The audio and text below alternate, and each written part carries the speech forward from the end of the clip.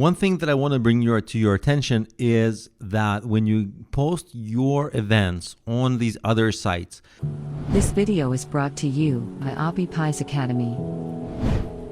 The event listing sites, what's going to happen is they're going to link to you and they're going to build up your SEO of your own website. Let me show you how that's going to work.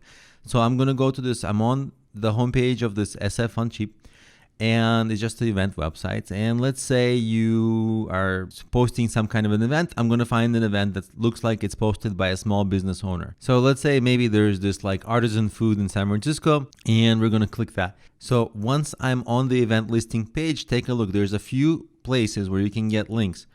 And when you mouse over event details, you see what I'm going to do is if I click it, I'm actually going to go to that website of the actual event. You see, so they're linking right to the event organizer.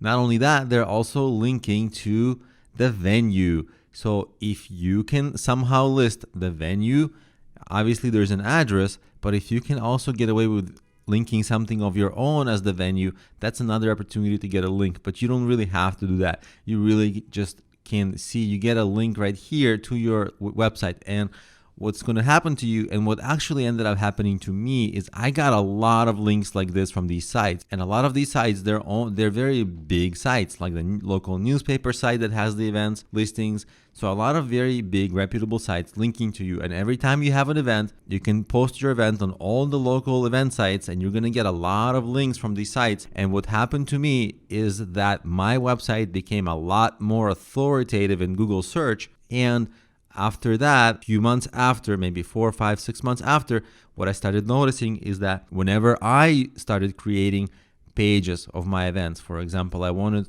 to rank for some keywords like outdoor event in San Francisco or something like that, I started noticing that my event listings were ranking because Google started trusting my website, because my website started to have authority and this link building. Because in the SEO world, if you're not familiar with SEO, it stands for search engine optimization.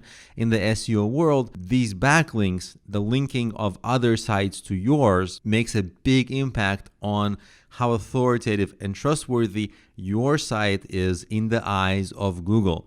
And the more authoritative and trustworthy it is, it's going to rank easier for searches that you might not be able to rank for when you're starting out. So if you have, let's say, cooking event in San Francisco, it can be anything. Well, then what you want to do is to have your website rank for cooking events in San Francisco. So anybody who's searching for cooking events in San Francisco is going to search that, and they're going to hopefully find your site. If your site is on page 1, they're going to find your site. And hopefully if it's number 1, they're going to find your site.